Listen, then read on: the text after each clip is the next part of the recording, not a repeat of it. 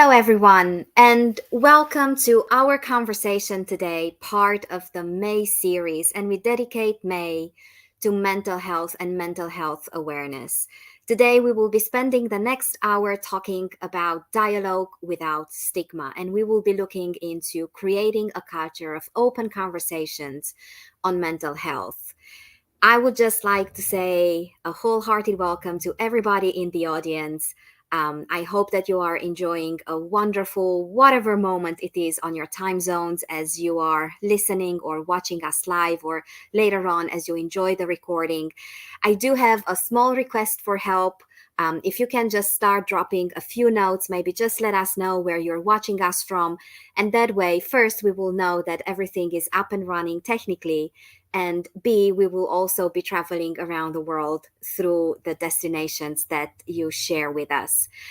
I do want to make sure that we make the most of our time here today. I will ask Jessa to bring the wonderful panelists we have for today. I do see that comments are coming in. For those of you who, for some reason, experience any kind of technical difficulties, maybe you hear double, or maybe the video is not working. If you're in the audience, maybe you can just reboot and rejoin the link. Everybody on the panel, just to make sure that you're safe from echo, if you can stay on mute while you're not actively contributing. And also, I will share the secret. That is my cue that you want to jump into the conversation. Now, it is Mental Health Awareness Month, and I will just want to encourage everybody, whether in the panel or in the audience, to take super, super good care of yourselves. And I do believe that one of the small steps that you can take on this self-care journey is showing up for this amazing conversation today. Now, what I will do, I will pass the e-mic around as you appear on my screen. And today we will be doing something different. I will go counterclockwise, and I will ask you to first just kindly introduce yourselves, and then do let us know what makes this topic so profoundly personally meaningful to you that you said, oh, I'm going to take 1 hour of my time and energy on a Friday and show up and share with the people in the audience. And also, please, everybody, consider the comments, your conversation space, and whatever it is that we are discussing with our panelists. Do drop your own thoughts, your own stories, your own experiences, and help this community grow through learning from each other. Sheila, so good to see you and so great to have you for this conversation. Welcome. Thank you. And good morning or good afternoon or good evening, wherever you're at. My name is Sheila Kruger. I am the former head of global benefits at Zoom. And I am super happy to be here. Mental health has been a big focus for me for a really long time. And lots of personal experience with my family, with myself. I've done a lot of work on myself, and always happy to have conversations openly about how that's gone and where I've been. So happy to be here. Thank you. I don't know if it's just me or anyone else. I hear you a little bit blurred, Sheila. It's like you're joining us from a submarine, which is okay if you are. I think it would make this conversation all the more interesting. No, that's how I hear you too. So yeah. I'm gonna pop out and pop back in. Perfect. Thank you so very much. Carrie, it's so good to see you, and I so knew that you would be here for this topic. My pleasure. And I'm going to be bold, and I'm going to go very, very far from introductions to why I'm here. So Carrie Brown, I work for Celonis and I'm in transformation and change. So that's my career. But the reason I'm here, and it's the first time I've ever spoken publicly about it, and actually when you guys put this forth, I decided that I would. I was married 20 plus years ago, and the person I was married to committed suicide 5 years after we were divorced. During COVID, and I dealt a lot with suicidal ideation during that period. During COVID, I know 12 people who either 1 degree or 2 degrees away committed suicide since COVID began. And just prior to that, my boyfriend of many years in 2019 attempted suicide in my home. And so I have a lot of thoughts on this. I considered doing a TED talk on the conversation, and I turned away from being in this conversation for my own mental health. I'm in a place where I'm happy to talk about it to help and appreciate the opportunity and forum to have that conversation. Thank you so very much for so boldly being here today, Carrie. Thank you. And it's good to see you. Welcome. Thank you. Hello, everyone. Anne Rush, and thank you, Carrie. That touched me. I'm here this morning. So my profession has been within HR. I currently have my own HR consulting firm. But what drew me to the topic today, I've had my own personal mental health challenges over the course of my life, but in particular my teens and 20s. And I didn't speak publicly about it until a few years ago.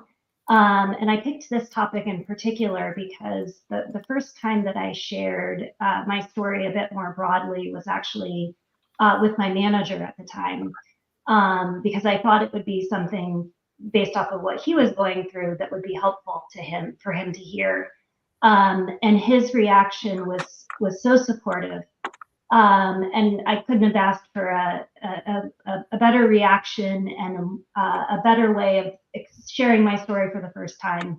And so I was particularly drawn to this topic of dialogue without stigma, creating a culture of open conversations for that reason. I'm glad to be here. Thank you, Anne. And welcome back, Sheila. Can we just make a very, very short test of your audio? Can you just say something? Yep, I think it's all fixed. It's all perfect. Thank you very much. Sudhir, it's so good to see you, and it's so good to have you here for this conversation. Welcome. Thank you. Thanks, Minola. Thanks for having me. And greetings of the day to all the people who have joined from all across the world. Thank you so much for showing up for this important topic. My name is Sudhir Singh. I am the CEO of ProOrgs. We focus on helping the organizations define and assess their organizational culture. I am an engineer and a business professional who moved into HR 20 years ago.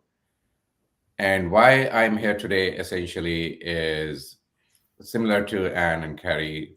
I personally went through mental health challenges when life became tough for me. And during those times, like my performance suffered, I was not being liked by people around me, and so on.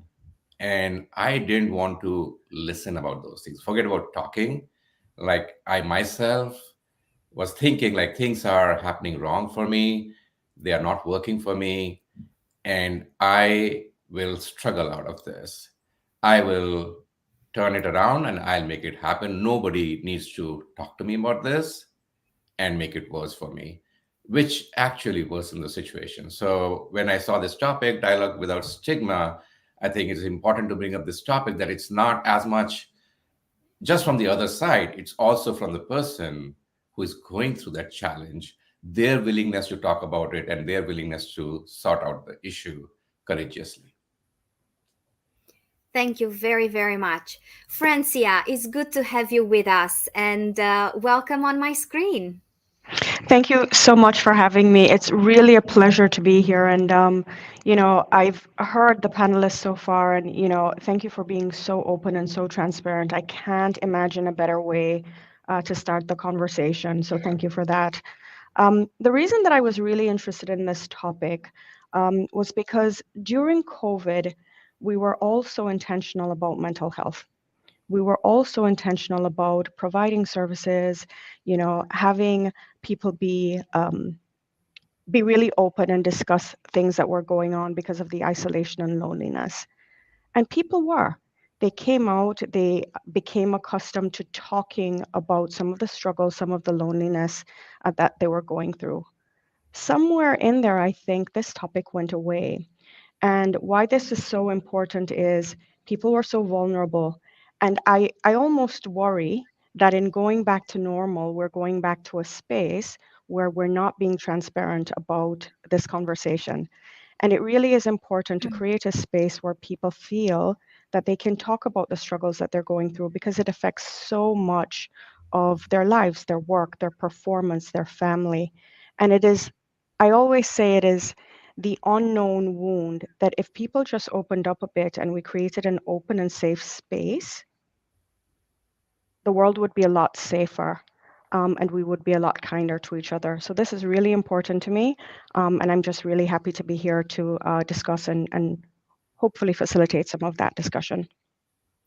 Thank you so very much, everybody, for being here. And probably as a special way to say thank you, I will share why this conversation is also near and dear to my heart.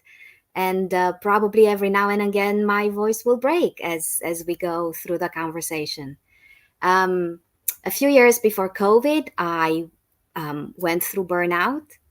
And I think I was meant to go through that experience because one of the most powerful questions I have been using in my work comes from a therapy session. I'm a journalist by trade. I'm a change practitioner by choice. I do a lot of change work. And I remember my therapist sent me home and gave me a homework to go home and build a list of all the things that give me joy and make me feel fulfilled. So I was a recovering corporate consultant back then. And believe it or not, I almost built an Excel pivot with all the things that give me joy for one reason or another. So I went back to my next appointment. And after 40 minutes of silence, which I thought were, just amazement at all the wonderful things I could come up with, my therapist asked me, how long does this list need to get before you list yourself?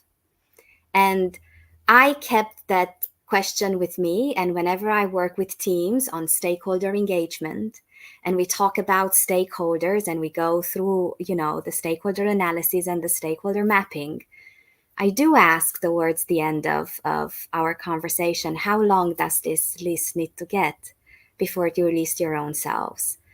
And also, one of the chapters in my book about what watching the moon teaches me about change management, there's a quote from Mark Twain about how every man is a moon and has a side that it shows to no one.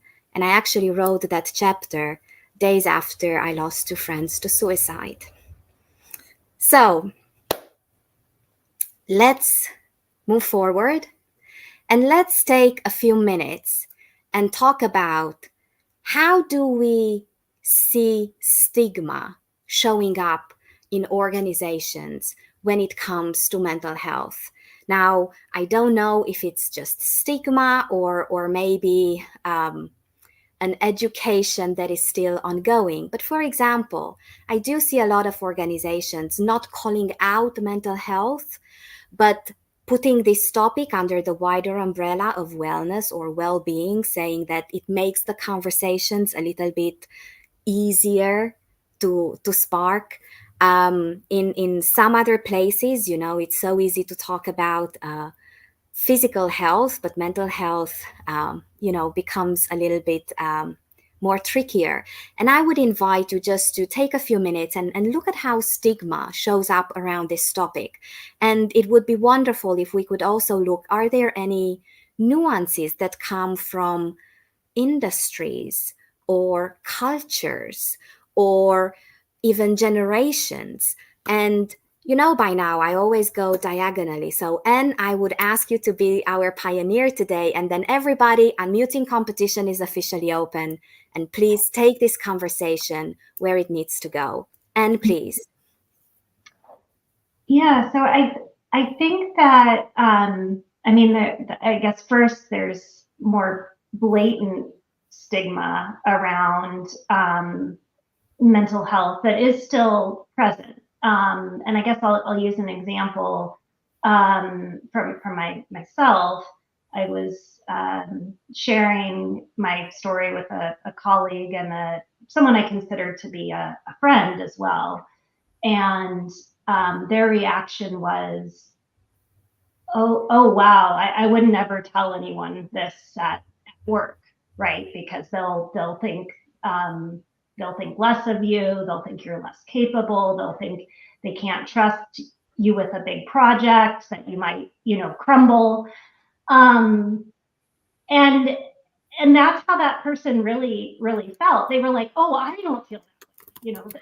Don't get me wrong. It's not me. Like I think I don't think any less of you. But if you were to share this, I think that might be a problem for your career.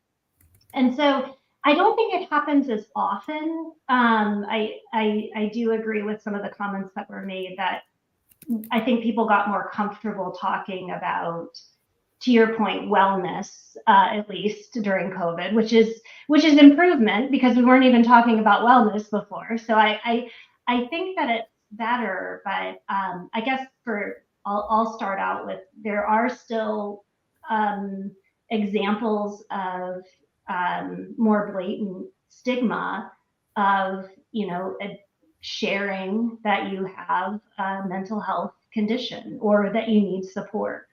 So that'll be my answer. Let the others share.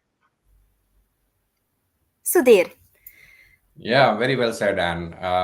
And there are a few things that I didn't bring up during my introduction. So I am also a ICF certified coach and a certified therapist. I am a father and a husband. And in all these roles, I see mental health show up, or issues around mental health show up in different ways. And when we talk about stigma, I think it's important to, first of all, go a little deeper into mental health. Like, I don't think in human life there is any time when we are not having a mental health issue, right? Because this life is tough and we are always facing different challenges. So it impacts our mental health, whether it is to do with loneliness. We might be extremely successful at work, but very lonely on the personal front, or we are facing issues at work and so on. So instead of it becoming a one-time dialogue or, need-based dialogue, it has to be an ongoing dialogue, right?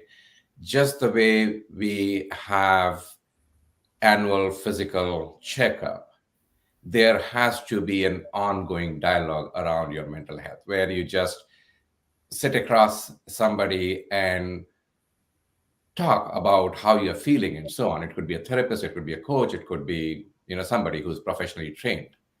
And that has to start pretty early in life, right? At our ages, like when we are in our 40s and 50s, it becomes difficult if we are not in the practice, right?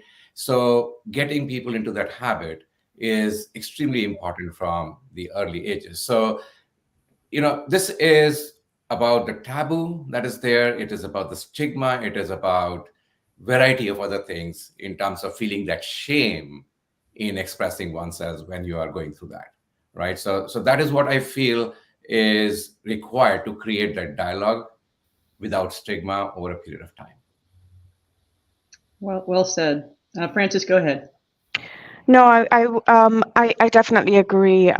There's, when we talk about organizations, just to kind of piggyback on that, we do so much work around what is the culture of an organization? How do you function in the organization? What is onboarding and so on? And one of the things I think that we don't talk about is it's okay to talk about your health, your well-being, and to have that ongoing conversation within an organization. It is okay for you to say, maybe I'm not 100% today, and to really open up and dialogue that. We also don't train people to have that conversation. You kind of expect people to turn up and just know. And within an organization, in order to break the stigma, you have to intentionally say throughout the entire employee life cycle, how are you doing? And give both managers and employees the tools to answer that question and answer that question honestly. The other thing is you also have to give them the appropriate tools and resources if they give you a myriad of answers to help deal with whatever it is that they're going through. And I think organizationally, it is stigmatized because it's not intentional, it's not out there, it's not transparent. And that is one of the ways that we can really, as companies, help people with mental health by saying it is okay in the culture that we're creating to talk about it. Here are the tools, here are the conversations that you can have, and here's how to react. Francia, well said. I'm going to connect a couple of dots between a few conversations. I think, Anne, you're absolutely right that there's a stigma and there's and Sudhir, that there's shame in talking about this conversation. It takes bravery, so yay to all of us for sharing our truths. But my experience, and I think it's human nature, is it's an area of discomfort to speak about, both for the person participating and for the person who is listening to it and so forth. I'll give a specific example that when I was talking to friends around some of the situation that happened 5 years ago, I actually had to recommit the person that I was with into a facility. And a friend called and I was leaving and I was fairly upset. And they said, "What's going on?" They were having a party. And I said, "Oh, that's the best thing I can think to do is to be around friends. Fantastic." And they were like, "Do you really think you want to come now?" And it was because I wouldn't be fun at the party. And it would bring a heaviness to the situation versus a lightness. I ended up going.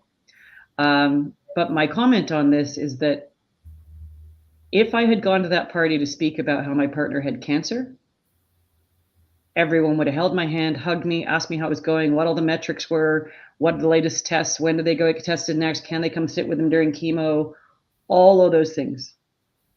Because I was speaking about mental health, it was I was radioactive. And in fact, they were my friends and they were my good friends. And I had that discussion with them there that day about how uncomfortable it was and is to have that discussion. And so it is totally normalized for all of us to speak about health.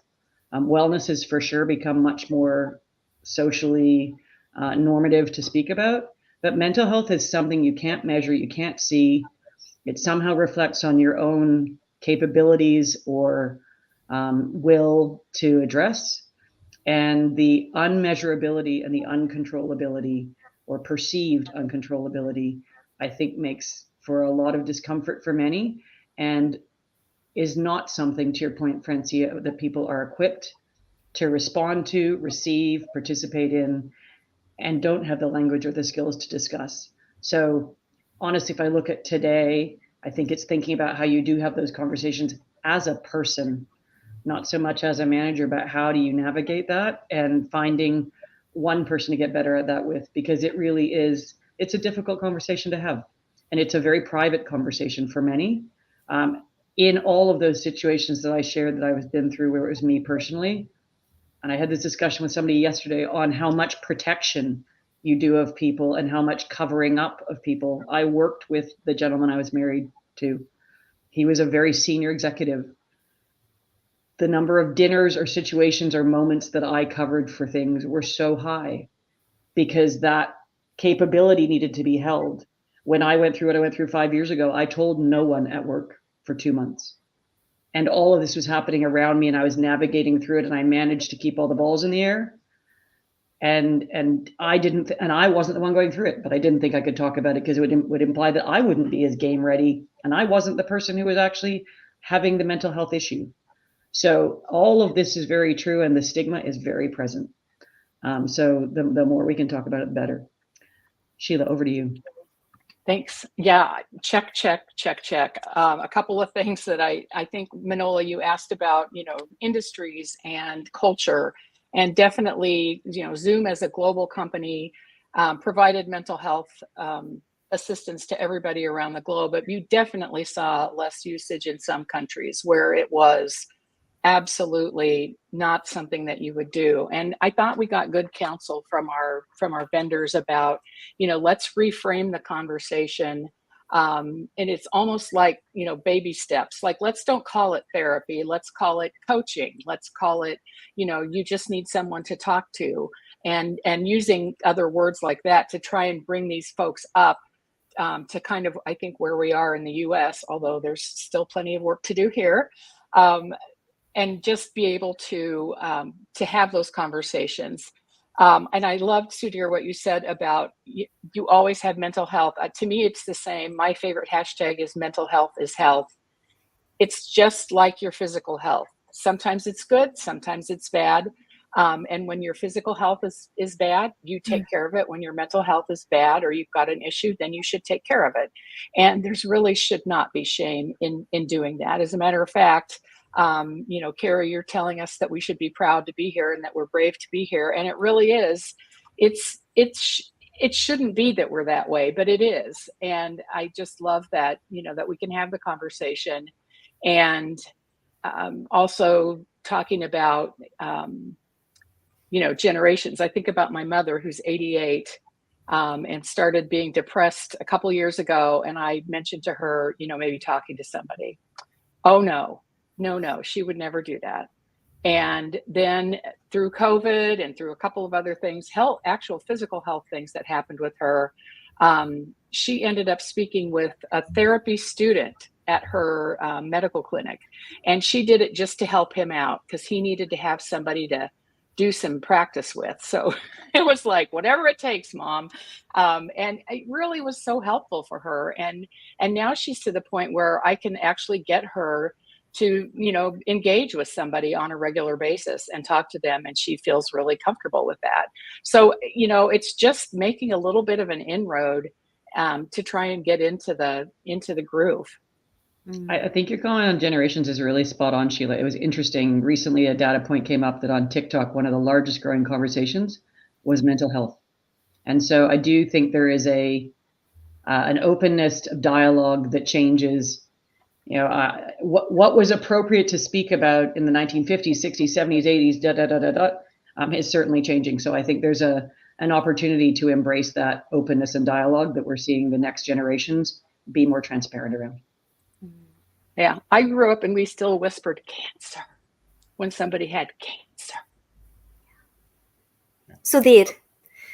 Yeah, everything that the panelists said, I just wanted to highlight one of the attendees, Richard, who talks about kindness. Thank you, Richard, for bringing it up. And I just want to say that, kindness towards other is great, but I think it's the second step. The first step is kindness towards self. And I think we do a very poor job when it comes to that. We are never taught to be kind to ourselves. We are always taught to be tough, never show our pains, never show our tears, and that doesn't help, right? We need to really learn to be vulnerable. We need to learn to be kind towards ourselves and to express. I think that's the starting point before we start offering it to others. Yeah. Just what I would love to add, because kindness is such an amazing topic to bring into our conversation today, and I deeply believe that it's not people who find books, but it's books who find people. And about 2 years ago, this wonderful book found me. It's called Deep Kindness, and it talks about kindness having 3 layers. There's the common kindness, which is basically being polite, and it's the thank yous and the please and the how are you today. Then there is the confetti kindness, which got its name from the fact that there's this avalanche of posts on social media or posters with kindness is free sprinkled at everywhere. But what it says is that we misspeak about kindness, and when we make it easy, we are not fully committed to doing it on a consistent basis. And then there's deep kindness that comes with resilience and being kind, in spite being sometimes misunderstood or mistreated, or just not having time for it. So I totally with you and with the comment on kindness, but make sure it's deep kindness and it goes beyond common and confetti kindness. Now, about a little bit over a year ago, I got fascinated by a topic, and it was because of a mixed between my own journey and what I witnessed in people around me. And that was vicarious and secondary trauma and compassion fatigue in change practitioners. So I started looking into the topic, and it brought me very, very close, and it kept me very close to my colleagues in HR. So my next question to all of you, especially as we approach the middle of our time today, is how do you, first as human beings, and second, as HR practitioners, how do you keep yourselves grounded so that you can spark meaningful conversation around mental health? And Francia, would you like to lead this one? Yeah, and I really love that question. And really thank you for opening that up. Um, we talked about generations, and I think oftentimes as HR professionals, we hold the line where we're super professional, we have the answers, we're there, and we, take in the concerns, and we're always very calm. But there is that moment where we also need a release, where we also are impacted by some of the stories that you hear, that we have our own things going on. And I think there's something that I learned in change management, that before you can be the change, it has to start with you. Put your oxygen mask on first before you can help others. And as we've started to think about stigma, I would say hold the mirror up and say, can you talk to anybody about some of the things that you have going on? And if the answer is no, or I don't have somebody to talk to, that is where it starts.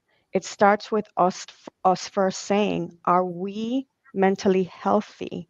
Are we taking care of others before ourselves? Are we being kind to ourselves? Because you really can't pass on the appropriate lessons and ask others to practice something that we're not capable of doing or we don't feel good about doing. So as HR professionals, there's one thing that I'd really actually like our community to do, and it's really take a moment to even ask your colleagues, how are you doing? Have you taken care of yourself?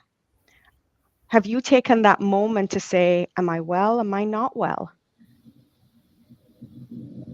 And again, as we've talked about education, educate ourselves. Educate ourselves on what is it that we need in order to do to protect ourselves, to take care of ourselves before we pass it on to others. Hmm. Thank you, Francia. I saw Sudhir, and then we go Sudhir, Kerry, Sheila, if that's okay. So, Sudhir.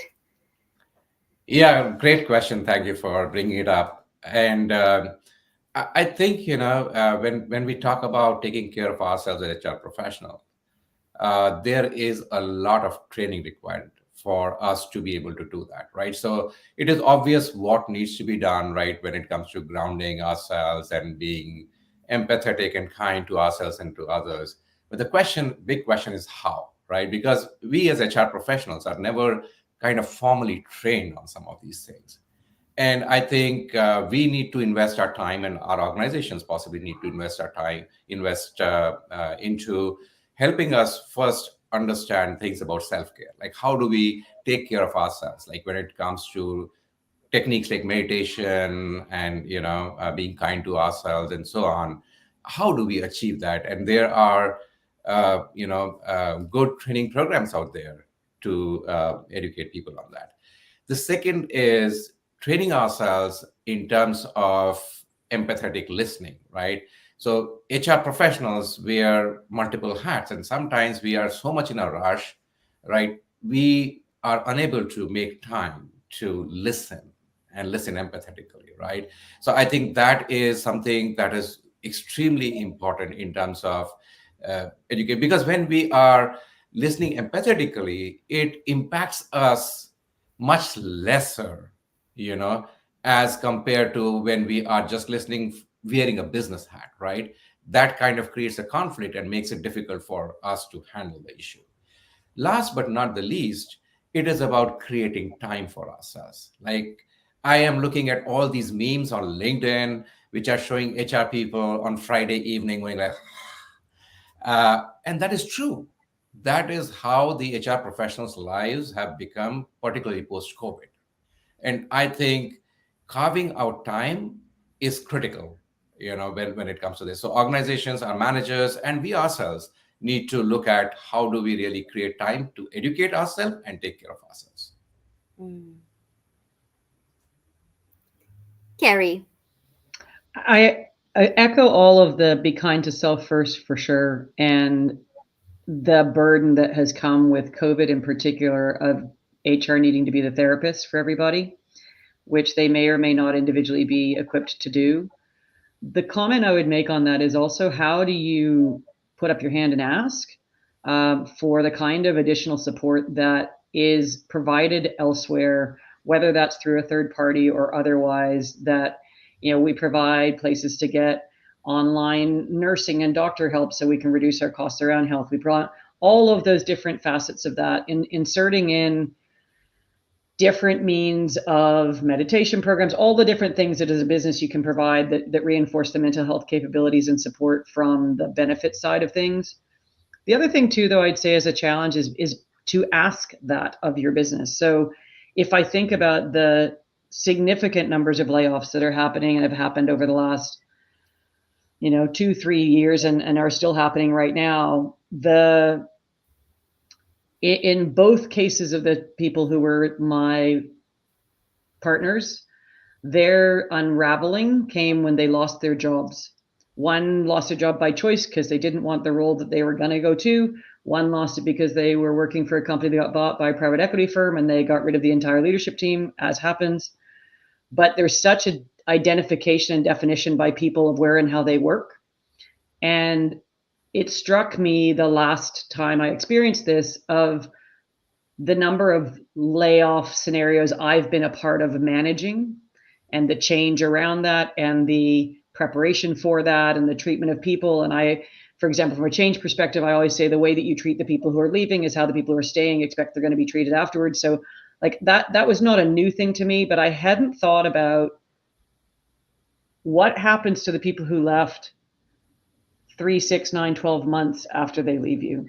And in the same way as we provide career counseling, what other kinds of counseling should we be providing to support people when we have really unearthed their life, not just their job? And that increases the burden to some degree on HR.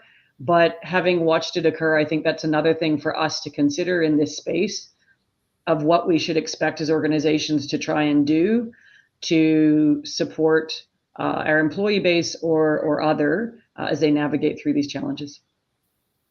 Sheila. Yeah, I've actually come to say that I'm not a good role model in this vein, but I'm a wonderful cautionary tale. So during the pandemic, there were work things, there were family issues that were coming up, and it really brought me to the point where I had to take a 3-month leave just to survive, literally, physically, mentally. Everything was not good. And so I took that 3 months and I worked with my therapist. I worked with a wellness, functional medicine coach, and of course my family. And, it made a big difference having that opportunity to take the time and to be able to then come back to work with my boundaries in place, and kind of some new rules about engagement, right?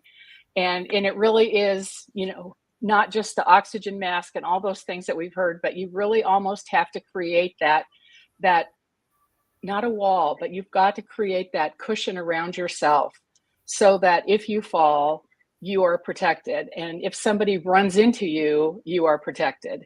It's just very necessary. And so I can't say enough about, my email, the little signature at the bottom is all about don't write me right back if you're in the middle of dinner, blah, blah, blah, blah. It's like a half a page long because I'm like, no, really, I really don't want you to write me back because I don't want to have to write you back in the middle of the night. So, just things like that are, I think, really simple and give you the ability to kind of manage your surroundings to your temperament and to your needs. Super important. 25-minute meetings instead of 30. 50-minute meetings instead of an hour. take that 5 or 10 minutes, get up, walk around. I mean, all of those things. And we all know, we all have seen the research. We know we need to get up and walk. We know we need to take the breaks, but we don't, because we are so, as Carrie said, we're so tied into what we are doing at our jobs and who we are at our job, that we forget that we are a real honest to God person underneath all that. And yeah, I'll just build on what Sheila was talking about. For me, in addition to thinking about what do I need to do for myself outside of the workday, so that I can stay sane, I'm also a work in progress in this area. I think within the last few years, I've been better about it. But one of the things that I started doing in my career, actually, it was during, to Carrie's example, rounds and rounds of layoffs that I was involved in and shutting down offices. And it took a huge emotional and physical toll on me. I was actually physically not well. So not that this solved everything by any means, but one thing that I did learn to do is block the time around these types of meetings or discussions that I knew were so important, that I show up for that other individual. But also important for me to have the space both before and after, so that I could take care of me too, and be present during the conversation and decompress after. And I know it sounds simple, and again, it didn't by any means solve everything, but kind of knowing your style and what do you find during the working day emotionally draining, and how can you maybe build in space for yourself during the day so that you can approach each meeting with what you need to. Well, Sudhir, please. Yeah, no, sorry. Just wanted to bring this thing of mindfulness based on what Anne just said. Like, this term did not come up in the conversation so far, and I think it's important to bring it up now. Yeah, being mindful of ourselves, what's happening around us, is important. And I use something called a mindfulness alarm. So every hour, like at 12:55, 1:55, it goes and says mindfulness time, right? So it's just giving a few seconds, if you have few minutes, if you have whatever time you have, to just think of the concept of mindfulness and be mindful in that moment. And that kind of allows me to breathe at times. It tells me to take a walk, as somebody said. It tells me to possibly feed myself because I've been starving myself for last couple of hours, or have water, and so on. So that one trigger of mindfulness could go a long way in helping us with everything. Thank you. Just listening to the last round of your answers, I will share that this week I did something quite new for me, and I'm still struggling with feeling a little bit guilty over it, but it's a guilt that I will happily live with.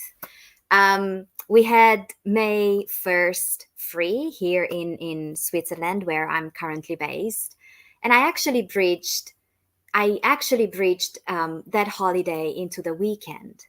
And when I wrote my out of office automatic reply, I actually said that I do want to observe May as Mental Health Awareness Month, with role modeling taking a break.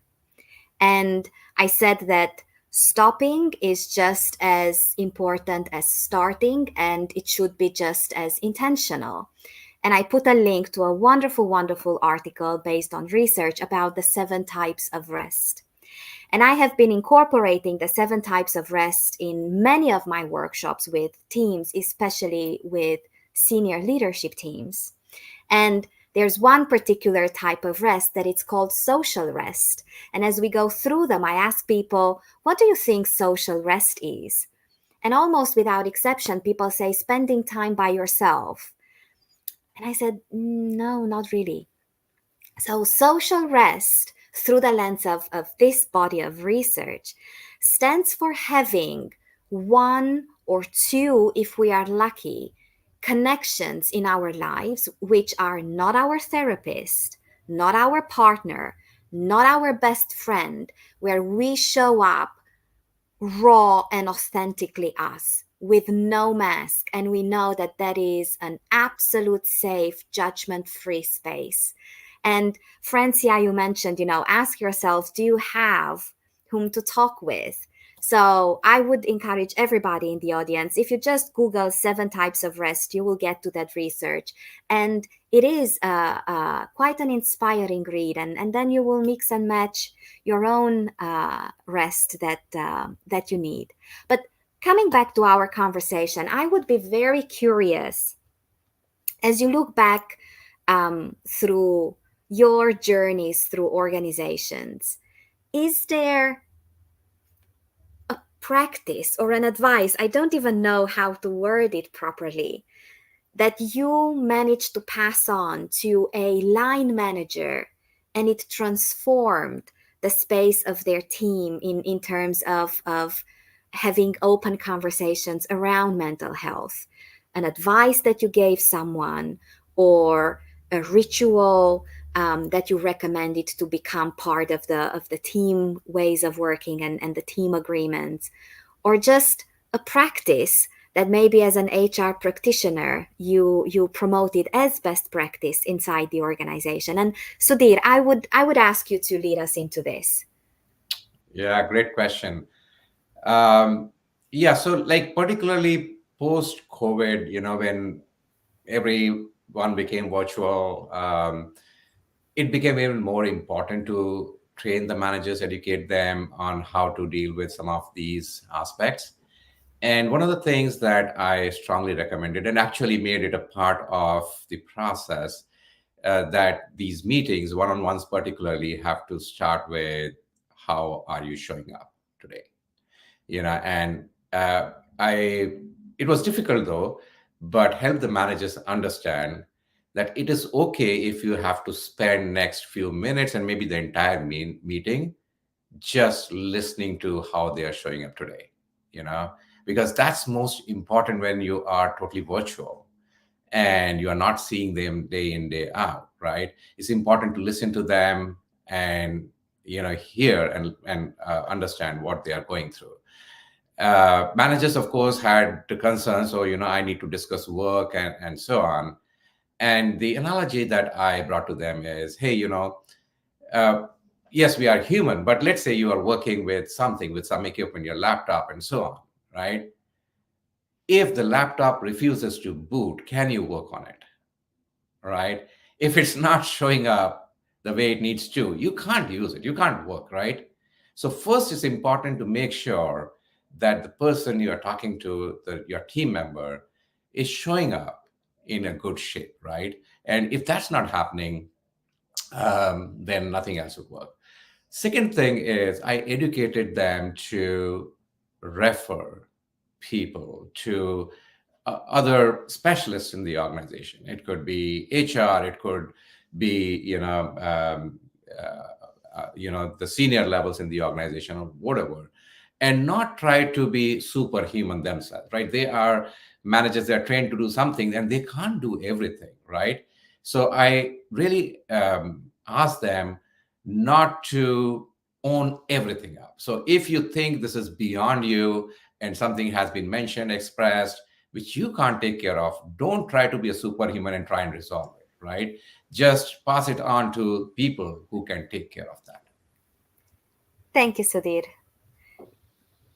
Shall we go Anne and then Carrie? Would that be okay? Anne. Sure. I was just going to add to Sudhir's first point around asking how the person is doing and really setting a tone kind of company wide that it's okay to not be okay. And I think that what I've seen most effective in being able to do that and create that culture is modeled vulnerability. So the manager being comfortable, and not every manager is comfortable, and that's okay. But to the extent that they are, and I think it actually needs to, I know you asked specifically about frontline managers, but I think that frequently in an organization, the senior leaders, mid-level management, everybody kind of needs to model these behaviors, and that it is genuinely okay to say you're not okay, or to ask for support. But like I said, in teams where I saw folks really kind of come together and feel comfortable, most frequently that leader of the team is also willing to be vulnerable and to share when they're not okay, when they're not having a good day. So that's just what I wanted to add. Well said. The themes of vulnerability and authenticity to me sort of ring true in this whole conversation, as well as vulnerability. Like, huge fan, obviously, of Brene Brown, not because her last name's Brown, but she's just the whole dare to be honest is very much in my repertoire of thinking. Radical Candor is another great book around that. But the thought that comes to mind is absolutely, Anne, you're right, role modeling. And to your question, Manola, of what's helpful.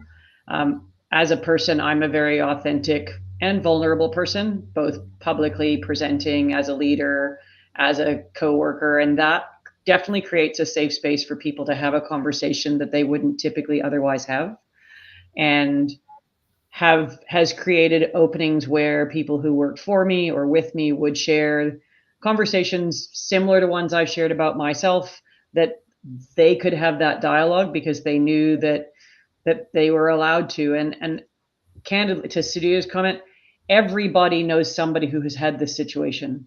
They just aren't necessarily talking about it out loud. And letting people know that they're not alone is a big part of that. In terms of a good habit or a situation that was helpful, when I was at SAP, we had a relationship with Ariana Huffington when she was doing a lot around sleep and a lot around Thrive and good habits. And we actually, as an organization, engaged with their company, Thrive Global. I have nothing to do with promoting them, but it's what we did. So I want to give people facts.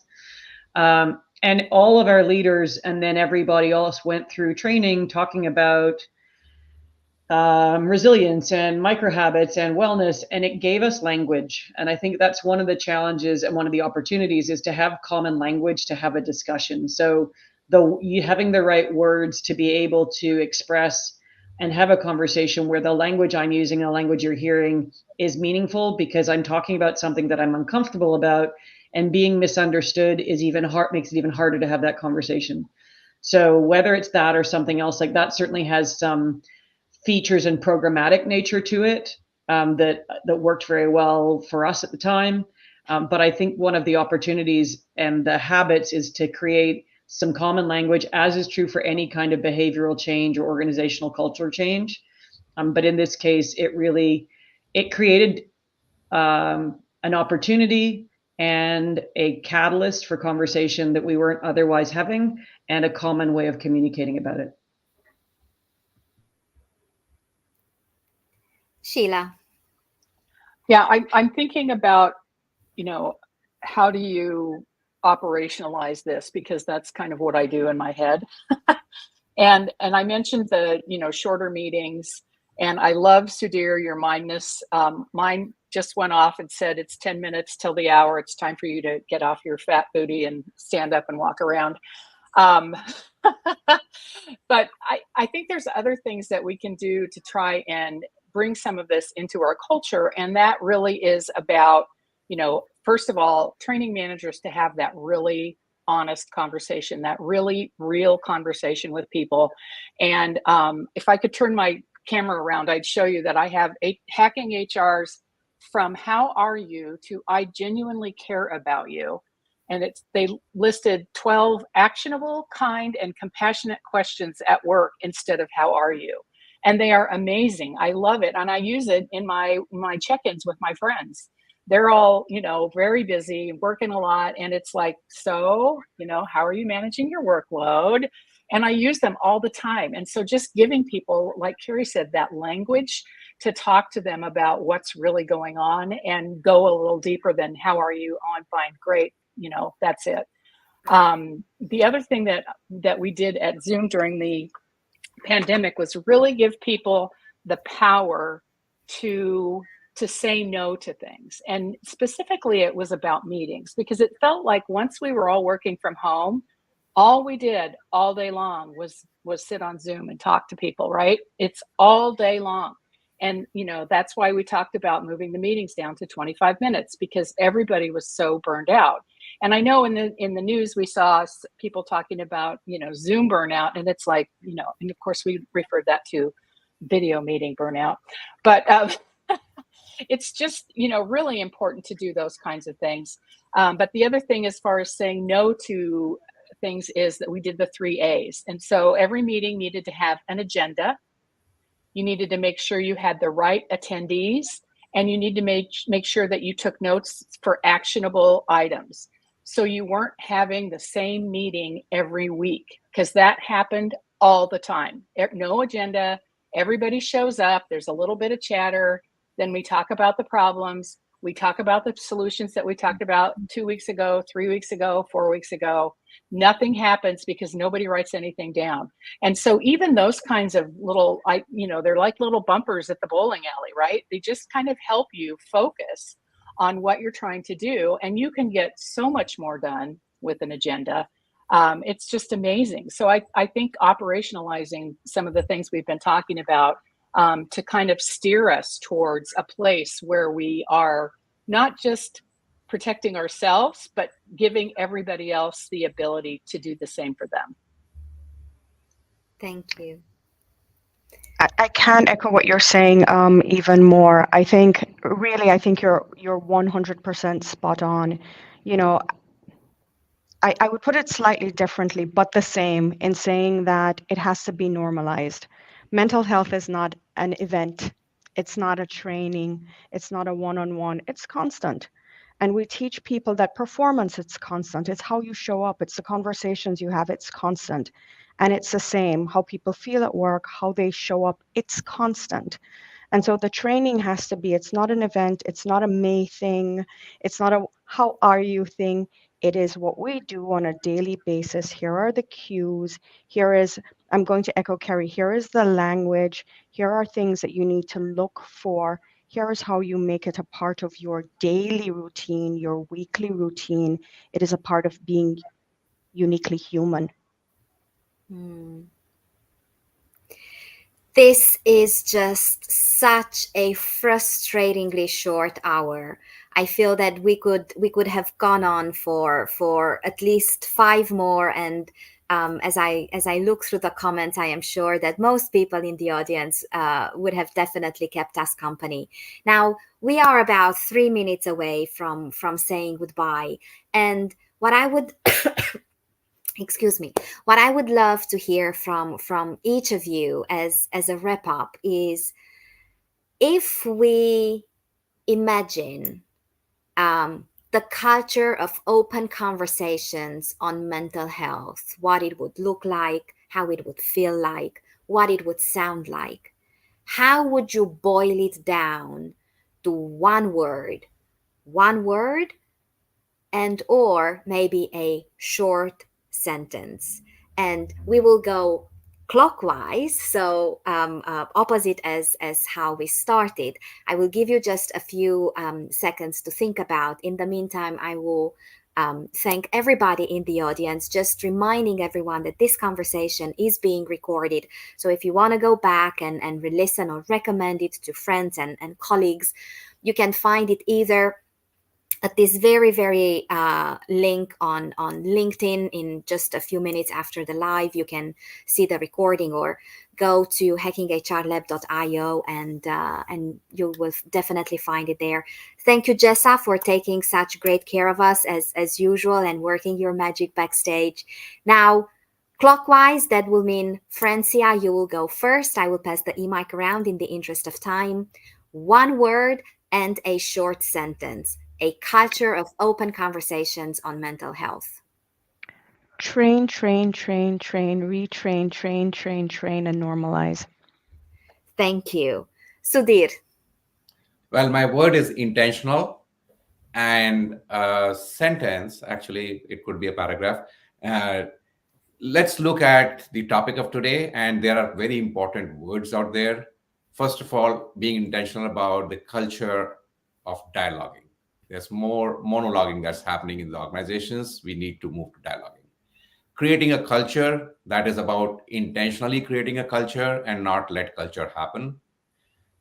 Open conversations, like that openness is generally missing. We have to bring in openness, and when that all happens, then talking about mental health will become easy. Thank you. Anne.